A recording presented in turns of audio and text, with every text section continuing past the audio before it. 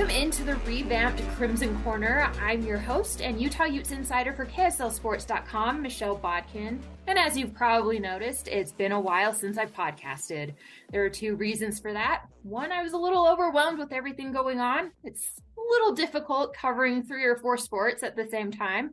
But what an amazing year to be a Utah fan. And I hope you all have enjoyed that. And I hope you all will continue to enjoy it with Utah softball a little bit later this week. And then 2, I just wasn't loving the product. I took this podcast on without really thinking about what I wanted it to be. And after taking some time to think about it, I'm ready to step back into it and really make it something special. Like most sports reporters, I can break down stats for you, talk about why a play did or didn't work, and if a recruit was a good get or not, blah, blah, blah. But however, what makes me more unique and what really got my name out in this community is my ear for storytelling and building relationships with people to do so in a way that most of my peers can't. That is the spirit I want to bring to this podcast. I want you to get to know some of your favorite former and current student athletes, hear their stories, know what makes them tick, how they are helping our community, and just share some of the goofy, weird backstories that rarely get told because there's no place for them. I want to create a space that is mostly light, informative, uplifting, and useful in a world that can definitely use a little more of those things. I want Crimson Corner to be that creative outlet going forward. So in order to kick things off on the right foot, I've invited former Utah wide receiver turned marriage and family counselor David Kozlowski on as my first guest in honor of May being Mental Health Awareness Month. For those who are unfamiliar with David, he is the founder of Quit Trippin', an organization that aims to help teenagers and young adults not feel so alone with the things they deal with. He's also teaching social health classes at Harriman High and has teamed up with other former Utes, Robert Johnson and Kenneth Scott, to put on assemblies at local high schools with OG therapy. David, how are you? I'm doing great. Thanks for having me on. Appreciate it. Yeah, no, I love your story so much. I think part of what makes you and what you're currently doing so compelling, David, is that you've literally made your downfall your superpower. Give everybody some background on how you grew up and what happened during your time playing at Utah. Well, first off, like I said, thank you for having me on. And for your listeners, Michelle and I didn't just meet right now. I've known Michelle for years. So I know how long you've been working in the sports industry, but what really, I got to give you your flowers right now. What really impressed me about you, Michelle, a long time ago you wanted to do a story on me, and we met up and I said, well, tell you what, why don't you come out and hang out with the kids at Quit Trippin', my nonprofit? And you're okay, I'll come out, just think to cover the story. But I tell you what, guys, she kept on coming back. Mm-hmm.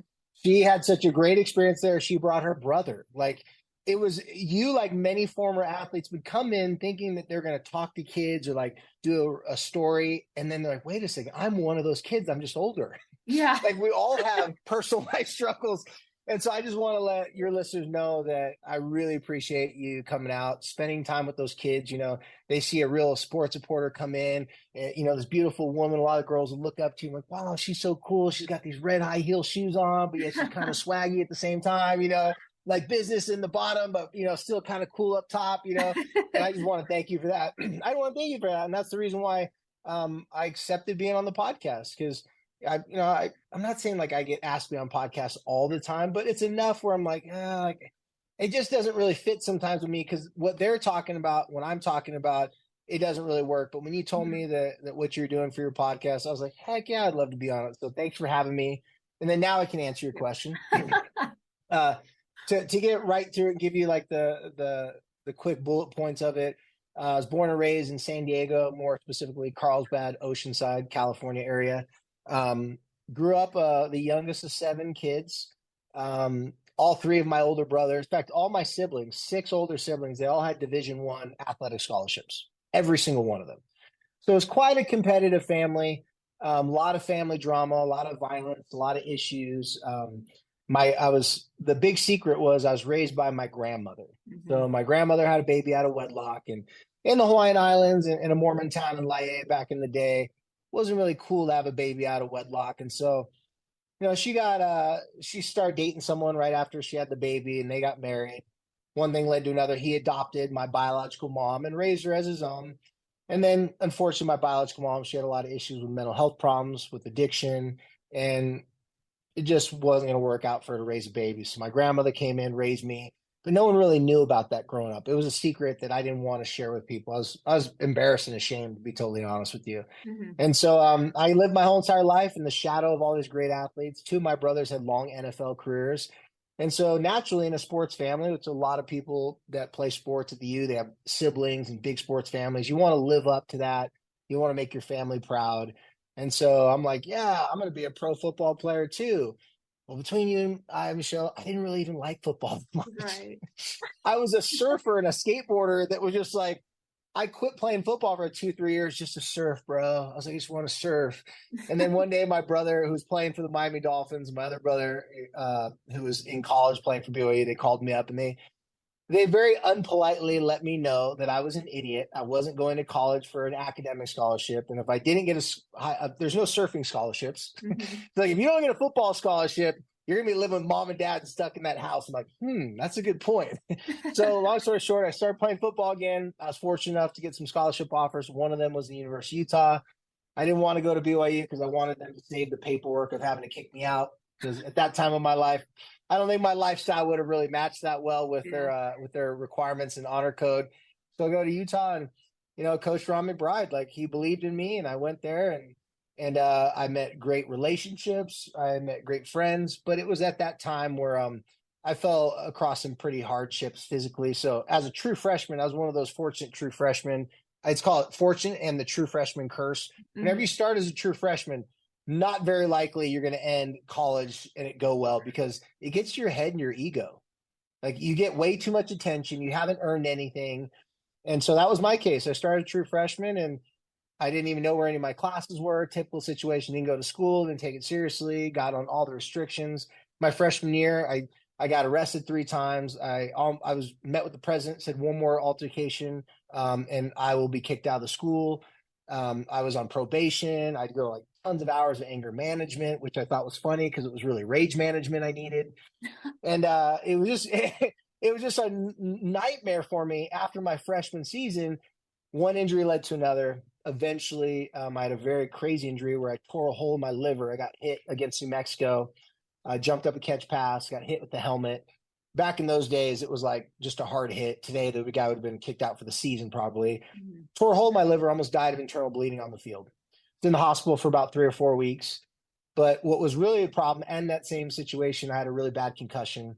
I'd struggled with concussion since I was 3 years old. Up until the University of Utah, I had a number of them.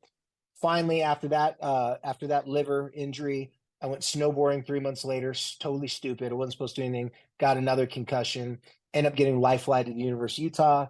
Once they added all my concussions up, I'd had about 15, and I'd been knocked out unconscious 13 times. And with concussions, the more you get, the more susceptible.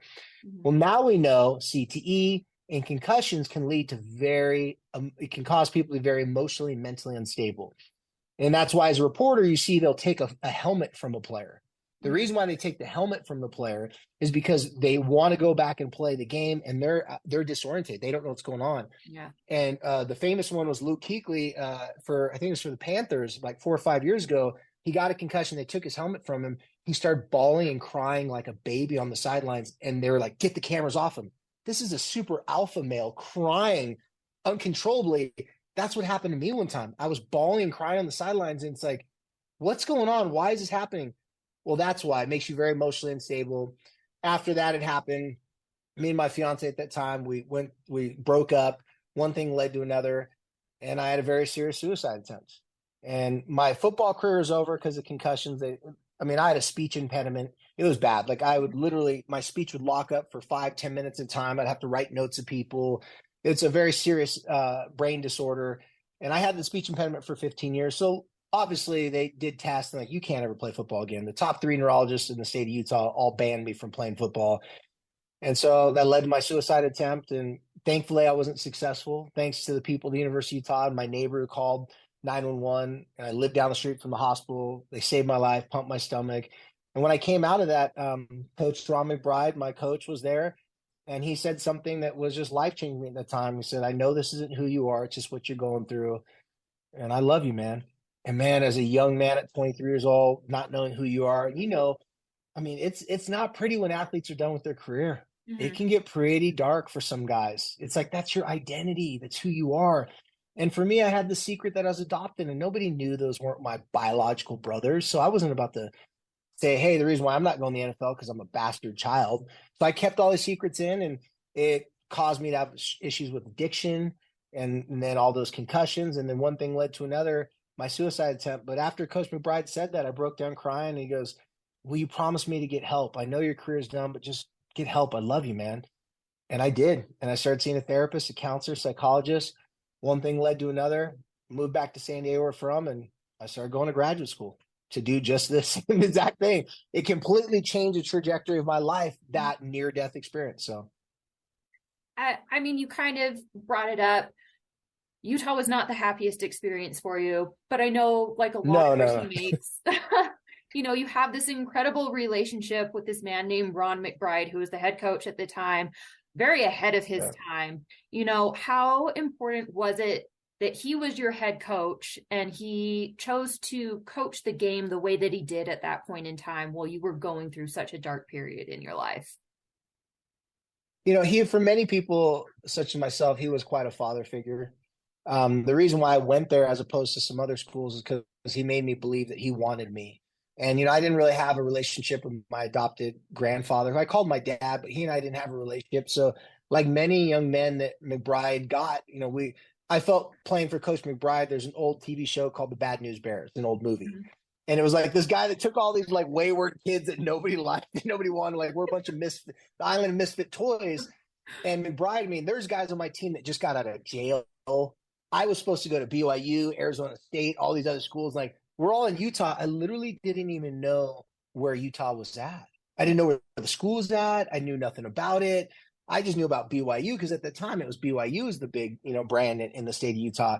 But having Coach McBride, he was a regular, real guy. He was a hard man, though. Like he would tell you straight up, if you suck, he'd be like, you suck, get your ass up and go do this. Like he was not soft in that sense. But then afterwards, he'd put his arm around you and say, I love you, man. Like I love you, and you're screwing up. So it was a very very personal.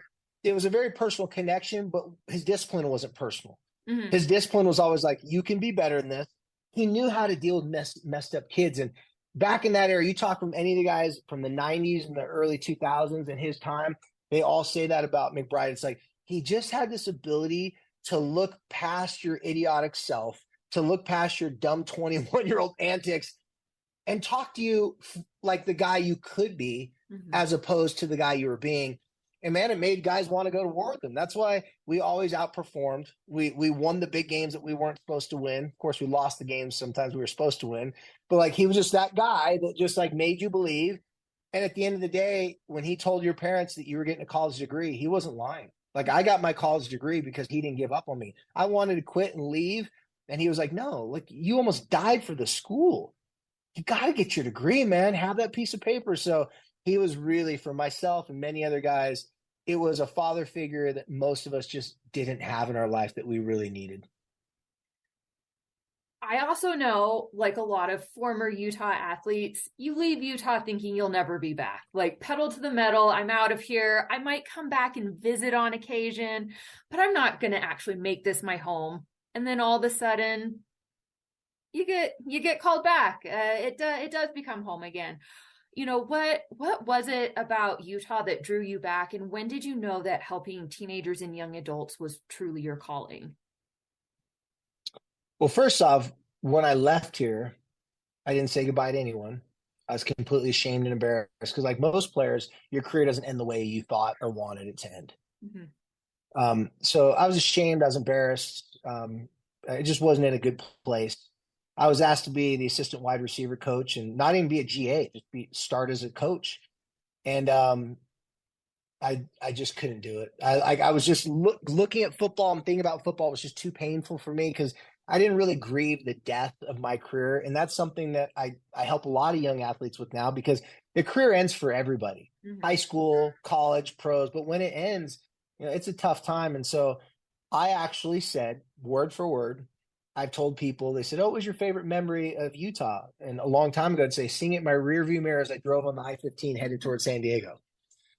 And I used to say that because I was bitter and I was hurt and I was tormented by it. But I'll tell you, Michelle, some of the best memories I've ever had in my life. Like, I needed to go through those experiences. I was lucky to not die because torn liver on the field almost died.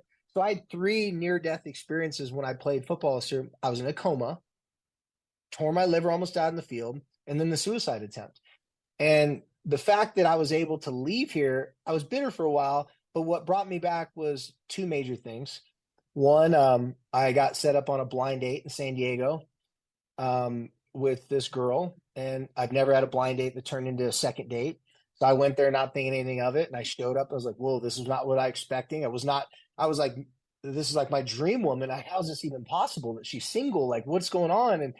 And she and I started dating. Well, she's from Riverton. I literally swore I would never. I've told so many people, will you ever move back to Utah? I was like, I swear I will never move back to Utah. I swear. Because not only am I from California, I'm a surfer. Like, I surf every single day. So I'm like, Utah, there's no way. Sure enough, one day I told my wife after we got married, I said, I think we need to move back to Utah. She's like, wait, are you kidding me?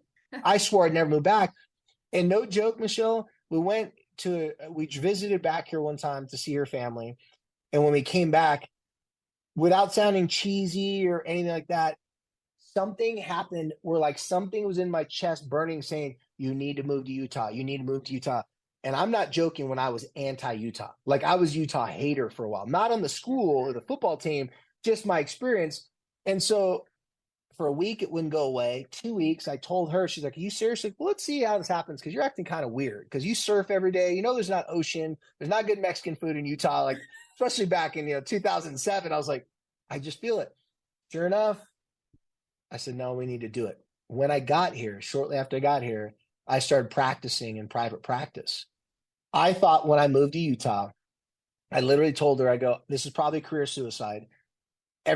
Families don't have issues here. I'm a family therapist specializing with teens. I literally thought, I'm not joking, I was this naive, that I was going to come to Utah and I was going to just be out of business because there wasn't enough people that had issues to help. Because I need people to struggle for me to be relevant. My job requires teens and families to not get along. And I thought it was perfect here because I lived on the campus. I wasn't a part of the community. Yeah. So I thought, oh, Mormons, everything, they got it all in the bag. It's whatever. Oh, was I wrong? I didn't understand the pressures to be perfect. Mm-hmm. I didn't understand how many people were transplants. Myself came from other states that were like a fish out of water going, whoa, like, what's going on? And I didn't understand what was going to be happening with technology and stuff to youth. So when I came back, I started working, and it really, it was the best thing I've ever done in my life. I would not be where I'm at, have the knowledge and information I have, and what I created in Utah had never been done before in the world in the nonprofit that you know about. It was a support group for teenagers, but it wasn't mental health. It was social health. It was just a socially gathering. And I was told by people, you can't put horny teenagers that have mental health problems together in the same room. Bad stuff's going to happen. And, we dodged a lot of bullets. Nothing bad happened. But what I learned from them is what kids in today's world really need. It was like, you ever seen that guy or those people, one guy in particular on YouTube, he lived with lions for like years. And then he goes back to visit them, and they come running up and they start rolling around. He was accepted by them. For me, I was accepted by these kids, and I would just sit back and watch and organize it. But I got to like take notes of like, they let me in. And I got to hear and learn things that other adults didn't get to be exposed to. I was a pretty good therapist. My clients personally wouldn't tell me all these things, but when you put them amongst their peers, as the saying goes, there's no honesty like the honesty amongst peers. Mm-hmm. And so that really changed my career, is just coming to Utah, starting, a private practice, and ultimately starting this nonprofit and putting on these weekly support groups. It allowed me to see something that I didn't even know existed.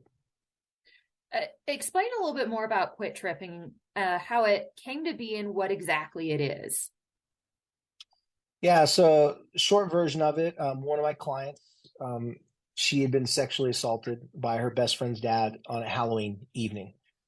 He got them alcohol and stuff, that type of thing. And I had counseled her younger brother, and her parents called me up one day in a frantic, say, we need your help. Our daughter needs your help. And I was like, sure, okay.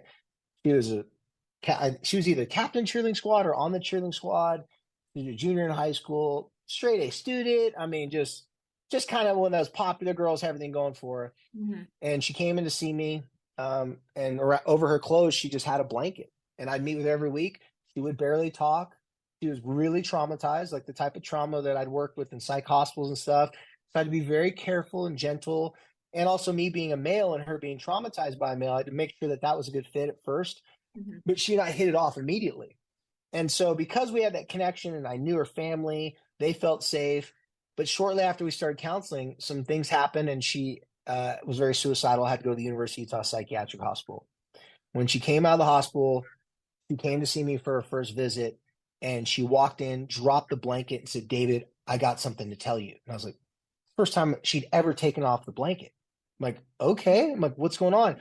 She explained to me this experience that happened to her when she was in the psychiatric hospital.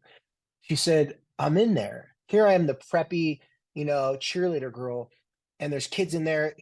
She called it the Noah's Ark of teenagers. She's like, you got two emo kids, two skater kids, two stoner kids, two jock kids, two kids that look like they're going on a mission. And we're all like, what are we all doing here? But she found out pretty quickly they all could relate to one another, even though they had different backgrounds, even though they dressed differently and they would have never been friends. She was like, I would have never talked to these kids in school ever. And I cried with them. It changed my life. Like all the therapy there, everything else that was happening, the meds that they gave you, she goes, all those things paled in comparison to those experiences in these group sessions. She said, so I have a genius idea. She had this list of things. She goes, we need something like this for our community. It's got to be free. It can't be a depression group, a suicide group, sexual assault survivor group. It can't be any of those things, but it's got to help you with depression, anxiety, sexual assaults. Yeah. And it's got to help you with those things, but it can't be labeled those things. She said, teenagers won't come. Mm-hmm. I talked to all the kids there. In the psych hospital, you can't be friends. She was like, a girl was crying, telling her those deepest things. She's scared to death. I went to give her a hug and I got in big trouble. He said, don't touch her. You can't hug her. You can't help her. And she was like, wait a second. We're having this moment and I can't give her a hug. Mm. So she's like, it was great, but there was something missing. And her opinion, like, it was that social aspect. She goes, when you're hanging out with your friends and you open up to each other and you bond and connect face to face, oh my gosh, like that's the medicine that we all need, is that connection, right? To know we're not alone and we're not crazy. And she goes, so she gave me all these things that needed to be done in society. She gave me all these things. And she was like, what do you think? I'm like, honestly, that's genius. Like as a professional, I'm like, you're right. Cause I'd done so many group therapies. I'm like, it lacked the actual genuine connection. It was very structured. It was very like, today's lesson is on this. There wasn't like this natural organic flow of it with teenagers. They let adults do that, but for some reason with teenagers, they had to keep them in boxes, right? Mm-hmm. And I go, you're right. She goes, okay, so you'll do it. I'm like, do what? She's like, you'll start this kind of a group. And I was like, first thing I thought in my mind, like, I can't get insurance for this. It doesn't like, no one's going to insure that because I couldn't work under my mental health practice license. I had to just start a social, like a community group, mm-hmm. But yet everyone there had serious mental health issues. And I was like going, ooh, but to look at this girl, look at me with this hope. She didn't have her blanket on. She's like, you can do it, right? I looked at her and I paused for a second. I'm like, hell yeah, I'll do it. Because that was always my attitude. I'm like, I broke every rule at the University of Utah. I'm like, as a young person, I wasn't really care about being all structured and stuff like that. I'm like, so I'm going to be a coward when this girl made a great point. Everything that she said was very articulate. She thought about it and she was right. Mm-hmm. So she just needed someone that was crazy enough to do it. First 5 years of doing it, I couldn't get insurance. The only way I got insurance on it was a man whose son struggled with suicide and depression. He created insurance policies for alcohol distilleries that gave them extra backing that no one ever did. He goes, if I could insure alcohol distilleries, the least I could do is help teens. So he actually created insurance just for my situation to protect me and the group and my nonprofit at the same time. Then I started getting donors at the very end of it. But for years, I just did it for free. I couldn't charge kids anything because we want to remove the stigma. Mm-hmm. Once we started getting donations, I started to pay for kids that needed help with therapy that couldn't get help with therapy. Because our goal wasn't to replace therapy. It was to be that bridge between the psych hospital and home, the counseling office and your friend group in school. And the kids, in a genius way, they had this great idea. They said, I don't want to call it mental health. They didn't want to call it mental health groups. I said, what should we call it? And they just said, hey, listen, When we're hanging out with each other, we help each other. When you have strong social connections, all your problems get more manageable. Life is all about relationships, man. Like they're all like, we have better our lives are better because we're making friends with kids that were like cowboy kids would make friends with kids who are in the LGBTQ plus community. Mm-hmm. Jock kids, Mormon kids made friends with kids that were like stoners because it didn't matter what they did. It mattered what they were going through. And they had compassion and learned about each other's life experiences. So they actually became friends. So they all said, I think we should call it social health. Your social relationships are the best thing to help your mental health. So it's called social health. At that moment, I was like, oh my gosh, these kids are genius. Like all the marketing executives in the world never came up with that terminology. Mm-hmm. They branded the nonprofit. They said, let's call it Quit Tripping, because one of the kids said, I go, let's do a vote. What do you guys want to call it? I'm turning it into a 501c3.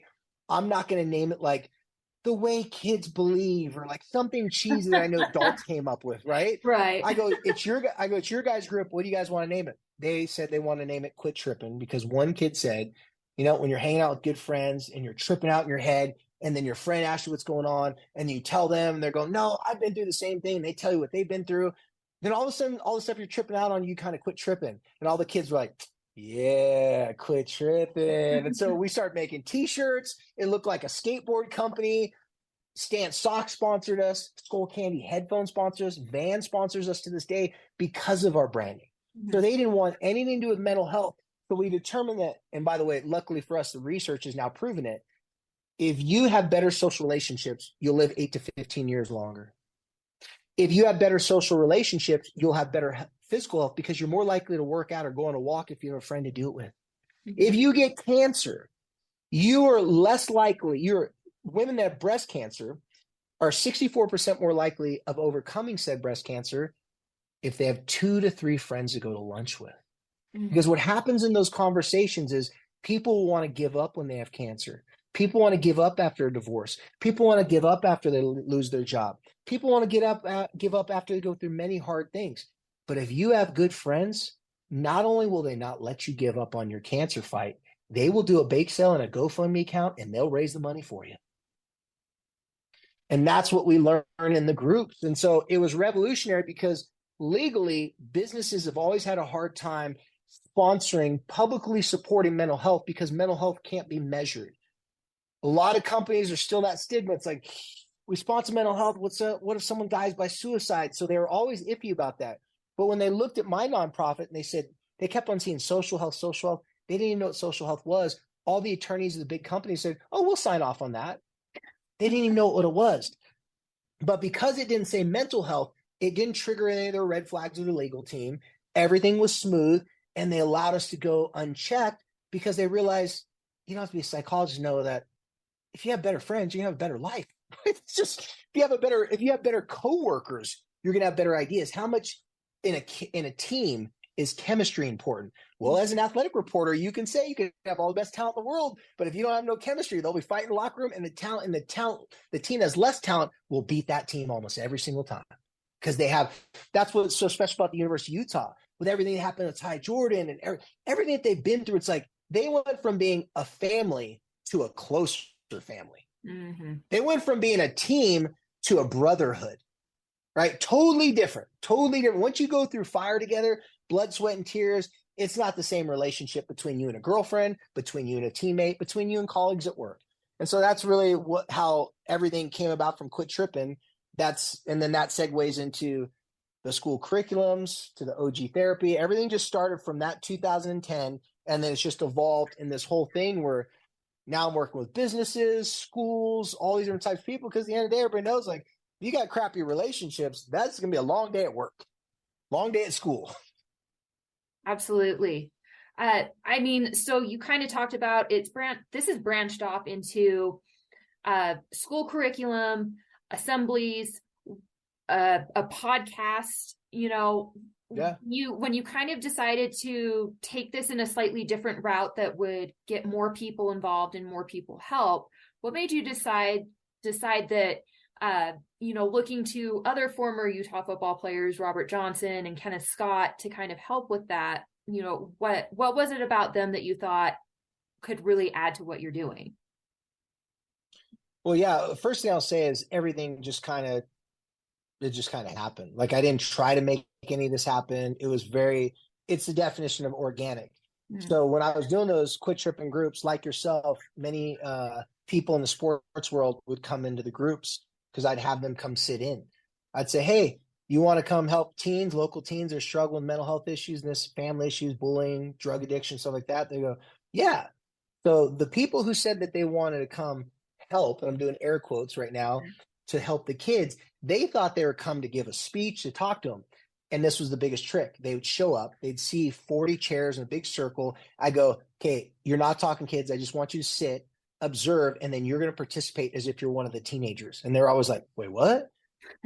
Literally within 15, 20 minutes, they're crying, bawling, and everyone left saying two major things. One, I think I needed this more than the teens. Mm-hmm. This was for me, not just for them. And two, for 2 hours, I never saw any teenager staring at their cell phone.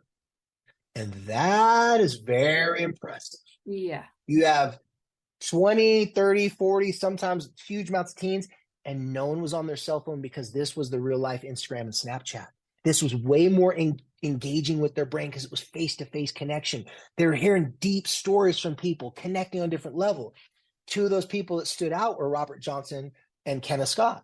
Mm-hmm. They came back. They're repeat offenders. They're like, cause man, like they're like, so you're just doing this for free, helping all these kids. Like something about me doing this made them like, dude, I want to do that too. Like that's freaking cool, man. Like because they saw that we built this thing, having street credibility with teenagers where they're following you as an athlete, that's what you love, to be an example. But when you lose your athletic status, you're longing for that influence. You're longing for that. How do I make my story and my life meaningful? Because why did I go through my hurt and pain if I don't get to share it? And so throughout the years, we kept in contact. As you know, I asked Kenneth to be my co-host on the Quit Trippin' radio show that ran for about a year and a half on ESPN 700. Late at nights, we'd interview any local celebrities, athletes, get them to talk about their depression, anxiety, drug addictions, laugh, eat food, and it was a great thing. And I would have kept that going had KSL not offered me another thing. And so I started working with KSL radio. And then one thing led to another. And this mom, she and I were the last two people to see her son alive. And this one breaks my heart because the first young person ever lost to suicide. That happened back in 2015. And 2 years later, she said, hey, I think we should do something together. Now, between you and I, when I did my ESPN radio show and when I did my KSL podcast, the number one downloaded episode was always hers. Something about this mom who works in crafting. On a sports ESPN, we had thousands of views. This was Facebook Live when that was a thing. There was comments. I mean, we had hundreds of comments. The ESPN came back there. What the hell did you guys do last night? Or like, why was this place blowing up? Like it was all this stuff was going on. Then they listened to the episode. They're like, oh, this is deeper than sports. This was something that everyone could relate to. We're scared for our kids. Coaches are the first line of defense. Kids are breaking down on them. These coaches didn't know what to do. So they were learning from this mom. Right. And so she said, hey, let's do a podcast together. I'm like, let's do it.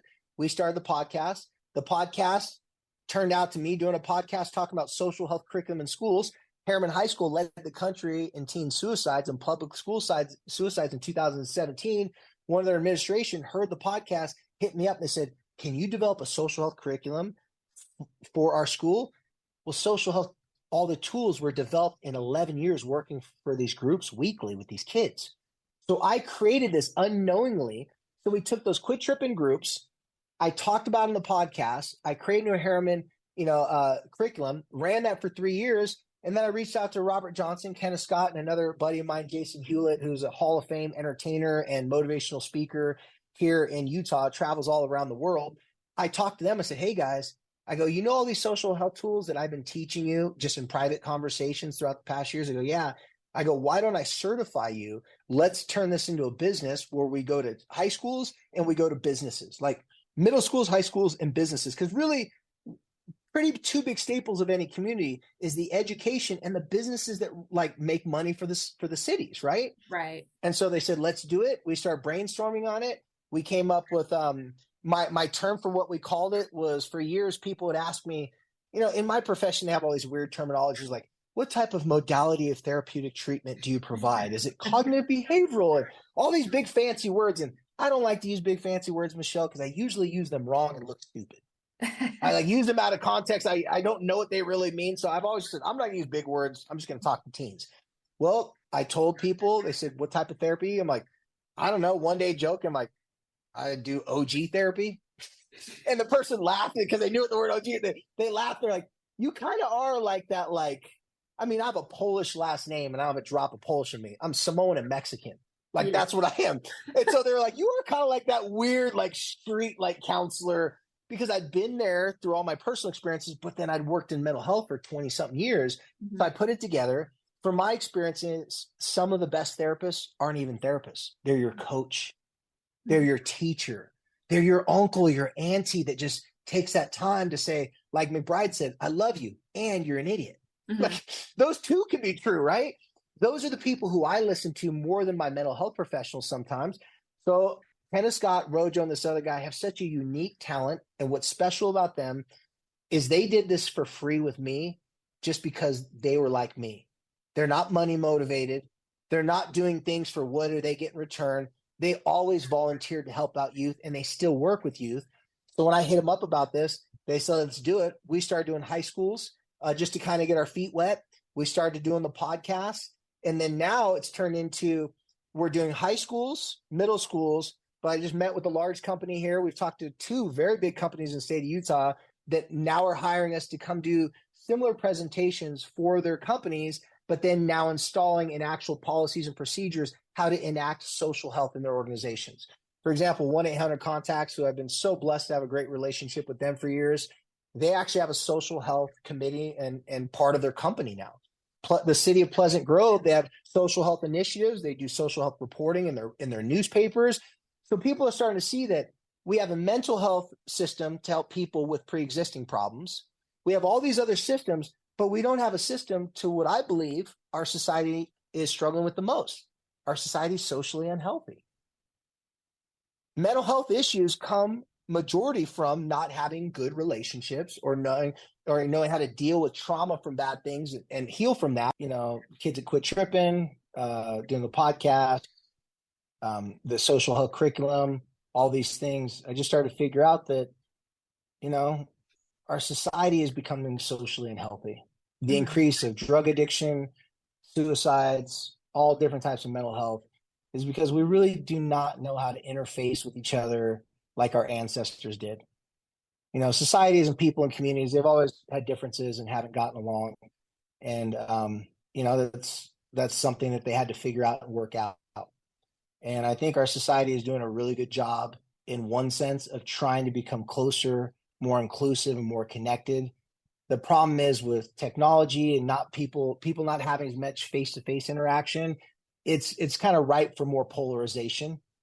Because you know you're less likely to have the same type of argument with someone face to face that you grew up with than you would through a keyboard or on a social media app. And so, as a mental health professional, I just been telling people for a long time, like, hey, this is not really what our society is going through. Is not so much a mental health issue as it is really more, you know, a social health issue. And that's why I believe so much that the research is accurate when it says, hey, you know, like you're going to have a better life. Like I said, you're going to live longer. All these great things can happen if you figure out how to build, maintain, and improve better relationships. So what I'm having my team on OG Therapy do is just taking some people that I really trust, that I know that they have the right heart. And I'm just teaching them all my 24 years of experience so that they don't have to go to graduate school, so they don't have to, you know, jump through all those hoops, because I think you need to have, like, if someone's really good, if you have a band and someone's really good at singing, well, then let them be the singer. If someone's really good at guitar, have them play the guitar. Now, I want people to do what they're best at. And even though guys like Robert Johnson and Kenneth Scott were really exceptional football players, they're better people. Like, they're just better men than they are even football players. Completely concur. I mean, they've both been friends of mine for a long time. I know, right? You know them personally. Rojo knew me when I was 19 years old and a freshman in college, and at a point in my life when I wouldn't even talk to people. I mean, literally would not talk to people. So he knows me from a very, very different period of my life than where I currently am now. So, yeah, long-standing relationships, and obviously they've helped me a lot, so I can understand how they potentially can help a lot of other people too. Looking at this, well, actually, let's talk about this. So it had been a few years since I'd seen you.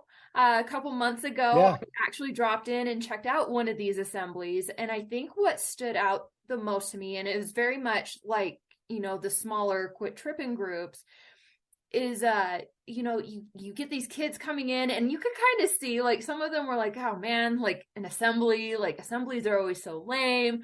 Maybe I should have maybe skipped this. I maybe should have skipped this. Yeah. I drew them in, and it was like you could see the shift between, I don't know, do I really want to be here and sit here for an hour and listen to these guys, to these kids wanted, to switch social media with you, take pictures.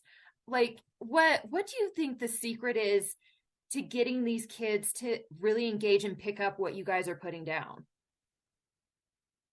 You remember when you were younger, sometimes it was easy to look at adults like they just didn't understand. Mm-hmm. They just didn't get it. But every now and then you would come across an adult who did. That was like finding gold. When you had one teacher or one coach or an older relative or someone that you could look at and be like, they're an adult, but they understand me and what I'm going through. Like a tractor beam, those people will suck you in. Mm-hmm. Teens are the most curious beings on the planet. See, the adults, in my opinion, that struggle connecting with teens are looking at teens from a like boss-employee relationship. Like, I have the power, I'm here, so because of that, you need to listen to me because you need to respect me like I had to respect my adults above me, even though a lot of them were idiots and said weird things and weren't really the best examples themselves, but you need to listen to me just because I'm older than you. So when teens come across adults that aren't trying to force a relationship with them, that aren't trying to tell them, well, when I was your age, I did this, that, and the other, or adults trying to just military style, like authoritarian, like tell them you need to do this or you're an idiot. When they meet adults that are like talking about things that just like something inside of you is like, listen more, listen more. So that assembly you came to, we did 2 assemblies. Mm-hmm. The first one, and then the second one was even more packed for the first one. The principal gave us a really good compliment. The principal said, so a lot of kids left the first one, they skipped their next class, and they came back to the second one. And they told us, they told the principal. The word got out the first one that they should go to the second one. And so kids that skipped the first one came to the second one. That's a very interesting thing because having said that, teens are the most curious beings on the planet, social media, Facebook, Twitter, and all these platforms, they should be paying teens. They were the ones that grew all this. If it wasn't for them, we wouldn't have a lot of the things that we have in our society. And so when teenagers feel that an adult not only connects with them and relates to them, but could have wisdom to share with them, they will listen, and you don't have to force them to listen. That's why we call it OG therapy, because by definition, the original term OG meant original gangster. Mm-hmm. Like that was a terminology used in LA street gangs. But what OGs really were in the street gangs, in the literal term of it, it was the gang members, males and females, that had been in trouble, gone to prison, came back, and they lived to tell the tale what you should and shouldn't do anymore. In fact, in street gangs, OGs have the highest ranking. Everyone, all human beings know we need generals. We need captains. We need people that can guide us and direct us away from our impulses and away from our reactions and can calm us down. And so I couldn't think of any better example of, Kenneth Scott and Rojo and my other friend Jason. They're just that person in their real life. People listen to them because they're not trying to force you to listen. They know who they are. They act accordingly. They show respect to everybody. If you go with Rojo or K. Scott, I mean, they're the unique type of guys. Like, much like myself, our friends are like 31 flavors. Like, we have all different types of friends. Me and K. Scott, we laugh because in college, he was very much like me.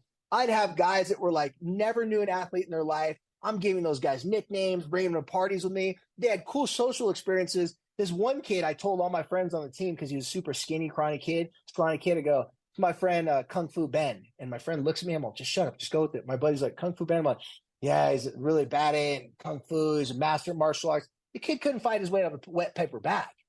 And they were like, oh, what's up, Kung Fu? And so they all started calling him Kung Fu Ben, come friends with him. He's like, I'm walking down the campus and guys were like, Kung Fu, what's up? All of his friends thought he's super cool. And he asked me one day, he goes, Koz, why did you give me a nickname and say this stuff? I'm like, because I liked you. You're a good kid and you're quiet. You didn't have any friends. So I thought I'd just change your life around by introducing you to some cool people. He's like, you literally changed my life in college because you just took me in your wing. And it was just, no one did that. Like for me, I wanted to do something for him that very few people I did for me, you know? And so that's what OG therapy really is. It's like, hey, we've been there and done that. We want to help you learn from our mistakes. There's that old saying, you have to learn from mistakes, but no one says they have to be all your mistakes. True. You can learn from other people's mistakes. In fact, that's actually the better way to do it. So ideally, you know, in the next year, where do you see all this going? Where do you see it growing to? Well, I'm very excited because we've built something that we believe has a lot of legs. It can really grow. Mental health really has a very short ceiling because by definition, mental health, you have to have mental health problems to receive mental health treatment. Same thing with like businesses, same thing with schools. There's got to be a major problem before they react to it. The way I'm looking at it and the way our team is looking at it is we want to be what's called a tier 1 intervention. We want to give tools and help to everybody so that they don't ever get to a place of what I call a stage 3 or stage 4 mental health situation. In cancer, we all know stage 4 in cancer, you do not want to be diagnosed with stage 4 cancer. Like that's not when you want to find out. The sooner you can find out when you have cancer, the greater the opportunities for treatment and recovery. No, it's no different with mental health or other types of issues. I've never heard an autopsy report of a person that shot up a school, and I'm being dead serious. Never heard a person that shot up a school had friends, that was liked and popular. You know, as kids, when they become more suicidal, it's not because they necessarily want to die. They just can't imagine living a life where they just don't offer anything to anyone else, where they're not meaningful. They don't matter enough. So where we see this going is we want social health to be in every school, in every community, in every business. As a country and a society, we have physical health because people a long time ago determined that without physical health and creating a system for it, a lot of people are going to die. Same thing, why we created mental health. But my favorite saying from Einstein is, no problem can be solved from the same level of consciousness that had created it. So the mental health epidemic can't be solved by mental health professionals because they didn't create the problem, but they're looking to fix already pre-existing problems. It's not about prevention technically. Now, don't get me wrong, mental health is now trying to do a lot for that. Education can't stop the bullying problem that happens at school. Online tech communities, they can't solve the technology problem because they were the same level of people that created it. I'm not making those people to be bad, but do you get where Einstein's coming from? It's like you really can't take the people that unknowingly created this problem. They can't undo it, right? So the way I look at it and the way our organization looks at it is that if there's mental health to help problems with mental health, there's physical health to help problems with physical health. In 2023, more than ever, we need help with social health. And we really believe that this is its own thing. I'm not taking credit for it. I'm not like I created social health. I just want people to consider in their organizations. That's how diversity, equity, inclusion, that's how all these things started. They go, there's a need for it. We believe social health actually benefits mental health and diversity, inclusion and equity and equality, because this is an actual system with tools of how to get to those places. It's not a platform. It's not a movement. It's standards to how to do something. Mm-hmm. Just like in education, imagine if you called math a different name in every single school. Well, how could you measure it? How could you test it? How could you move from one school to another? We had to agree there has to be one name, and it was math. Has to be one name. It's English. So because we have the same terminology for everything, we can grow and scale it. That's what we believe social health is. It's scalable to the sense that it can help our society with what our society needs that was in the blind spots that just wasn't being addressed. And to think about it, there was a time before physical education came into schools, there was no physical education.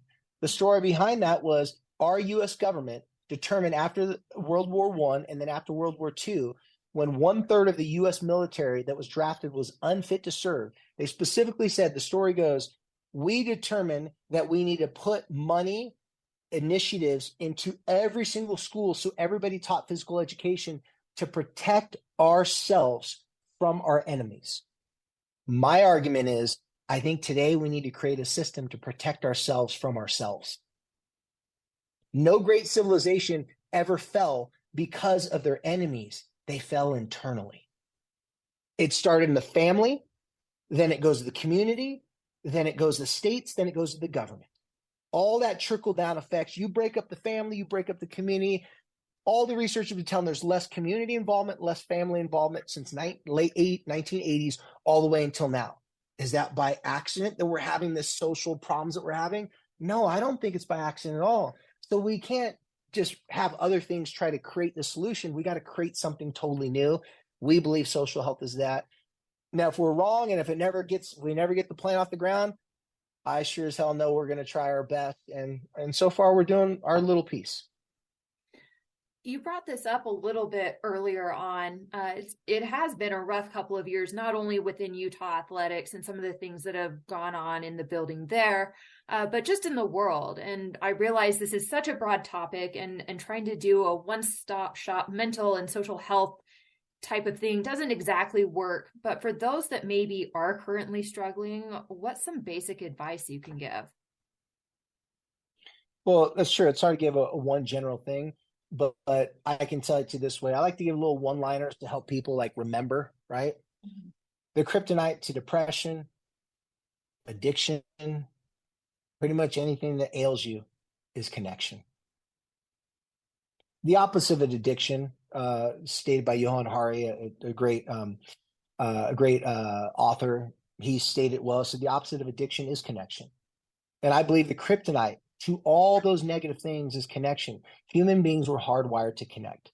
We've evolved to be the most dominant species on this planet, not because we're bigger, stronger, faster, had sharper teeth or bigger claws, because we started to take on the thoughts and feelings of other people to work together. Connection creates the best innovation. You're going to have better ideas. You're going to come up with better ways. And unfortunately, what creates the best connection is a shared struggle. When you feel like you're isolated, when you feel like you're alone, you feel like nobody can relate to you, you are now on a trajectory to isolation and loneliness. Your body, and this is science, people can Google this for themselves, your body starts to prepare for death if it has no struggle. If 9/11 taught us anything, it taught us that we are capable through hurt and pain to be at our best. We're capable of putting aside our differences. When the Las Vegas shootings happened a few years ago, I saw tons of videos of people jumping on other people, helping other people. I did not see one video saying, let me help you. Wait, who did you vote for? Oh, screw you. I'm not helping you. People don't stop helping in crisis when we're sharing the struggle together. So if you're going through a struggle, you don't have to go through it alone. Whether it's a therapist, whether it's a coach, whether it's a friend, you have to start expressing what's going on with you through groups online, however you do it. If you can connect, it releases the hold of all the hurt and pain that's telling you that you're by yourself and nobody wants you, nobody likes you. That's not the case. You have to find your own cult. You have to find your own tribe. You have to find your own community. And if you can't find it, well, then do like I did with Quit Tripping, just create it. If people are interested in what you do and want to support or get involved, where should they go to get more information? Yeah, they can go. One place is OG Therapy Inc. So OG, just OG Therapy Inc.com. That's you can contact us about if you're interested in knowing more about our. So we do high school and middle school speakings, and we do business presentations and business trainings where we teach social health tools. We also do for parent nights. I do teacher training as well. So if you want to know more about how we can come to your community, your school, your business, that's how you can find us. For me, I have an Instagram account. I don't use it as a personal Instagram account. We just put up all of our reels of our podcast up there, and that's just David _Kozlowski _. I have a TED Talk that's under my name on YouTube about parent-teen relationships. There's the social health curriculum. So socialhealthcurriculum.com is where you can learn about my curriculum, where we teach all these tools. We're excited that it's growing in other schools. I don't sell my curriculum per se to people. If they're interested in it, then they hire me to help them build their own curriculum for their school. That way it can be their own thing. I'm not trying to just sell it to them and then leave. I really want them to have social health in their school, and a curriculum is one way to do it. So that's how they can find me. Awesome. Well, David, I appreciate you jumping on to share your story and what you're doing in the community. It's helping a lot of people and making a big difference. Well, thanks for thinking of me, Michelle, and thanks for reaching out to me. And I'm glad that you're up and running, doing the podcast again, telling stories, because we're storytellers, man. We love great stories and we love to tell great stories. And so thanks for giving me the opportunity. I really appreciate it. Absolutely. All right, guys, that was former Utah wide receiver turned social health specialist, David Kozlowski. That's right. That will do it for me this week. You have been listening to the Crimson Corner, and until next time, go Utes. Go Utes!